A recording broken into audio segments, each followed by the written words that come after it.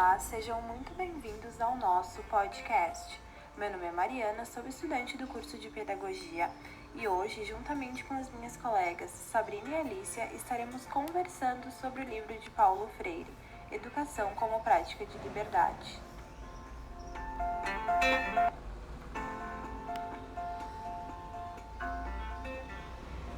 O livro, então, Educação como Prática de Liberdade, foi escrito por Freire no ano de 1965, durante o seu exílio. Neste livro, Freire nos reporta a uma experiência pedagógica que ele realizou antes do golpe de 64, um método de alfabetização para jovens e adultos no Nordeste do Brasil. Nesse livro também, ele nos descreve sobre o retrocesso da educação massificadora, extremamente defendida na ditadura militar. Paulo Freire, nos primeiros capítulos do seu livro, ele faz questão de nos mostrar o contexto histórico que o Brasil vivenciava na década de 60, onde ele diz, e a gente entende com a história, que tudo era muito imposto, a força da elite, os interesses privados era aquilo que sobressaía, e isso esmagava e diminuía o homem. Então, para Paulo Freire, o homem tinha na sua essência a libertação e não a domesticação, a dominação. O homem tinha que ser um ser de integração e não um ser passivo, que recebia tudo de uma forma sem poder criticar, sem ter diálogo, Então já se vinha de uma sociedade totalmente fechada, que estava caminhando para uma abertura. E para Paulo Freire, como é que ele ia conseguir essa abertura, como é que ele iria conseguir essa democracia, essa coisa de poder se expressar, de ter opinião, era através da educação, de uma educação pautada no diálogo, na criticidade e na reflexão, que levasse para de fato uma transitividade crítica, que o homem conseguisse interpretar com clareza os problemas, que ele conseguisse refletir, que ele conseguisse mudar a sua realidade. E a Alice agora acho que vai nos comentar, o que de fato era essa educação libertadora que tanto Paulo Freire defendia. Uma educação que levasse para uma responsabilidade social, uma responsabilidade política, que fizesse realmente o homem ser um ser crítico, um ser reflexivo. Olá, ouvintes! Eu sou a Alicia e hoje irei comentar sobre o capítulo 3 do livro Educação como Prática de Liberdade, escrito por Paulo Freire. O título deste capítulo é Educação versus Massificação. Como já sabemos, a contribuição que deveria ser trazida pelo educador brasileiro é a de uma educação crítica e criticizadora, uma educação que fizesse a passagem da transitividade ingênua para a transitividade crítica. Então, com a emersão das classes populares, vem a opressão das elites, silenciando as massas com soluções paternalistas. A solução para a supressão da opressão vinda dessas elites seria o desenvolvimento econômico como suporte para a democracia da nação.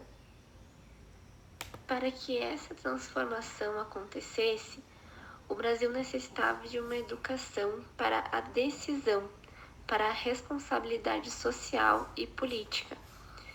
Sendo assim, tornava-se inadmissível uma educação que levasse o homem a posições quietistas, ao modismo.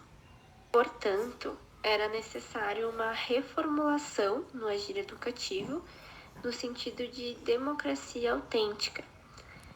A educação, ela deveria ser teórica, significando uma inserção na realidade para comprová-la e vivê-la, não temendo o debate, não fugindo da análise de realidade e não fugindo da discussão.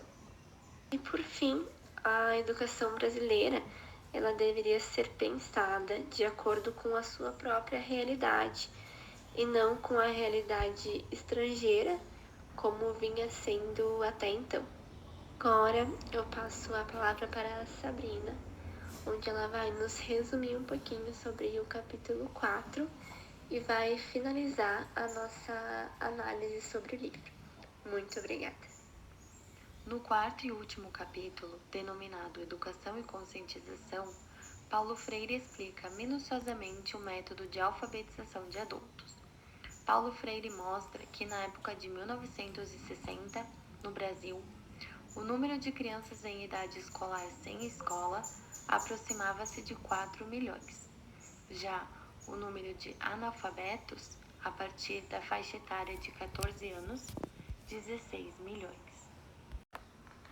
Na forma de trabalho de Paulo Freire, observa-se claramente que, em primeiro lugar, para se educar adultos, é necessário fazer com que o aluno perceba que ele existe, que ele tem lugar neste mundo, que ele exerce uma função. Quando o aluno percebe-se destes detalhes, ele começa a sentir a necessidade de aprender. Começa então uma nova etapa, onde o aluno já possui essa vontade de aprender, busca o aprendizado incentivado por novas ideias e constatações que começam a surgir. Nesta etapa, o educador começa a trabalhar a alfabetização de forma diferenciada, trazendo ao aluno palavras do seu cotidiano, fazendo uma relação direta com sua realidade. Desta forma, é possível, segundo experiências feitas por Paulo Freire, se obter melhores resultados na alfabetização, que ele considera não só o saber ler e escrever, mas também participação política. Paulo Freire nos mostra que a afirmação fundamental que nos parece dever ser enfatizada é a de que, na alfabetização de adultos, o que se há de fazer é lhes proporcionar que se conscientizem para que se alfabetizem. Finalizamos o nosso podcast por aqui e agradecemos a sua atenção. Até a próxima!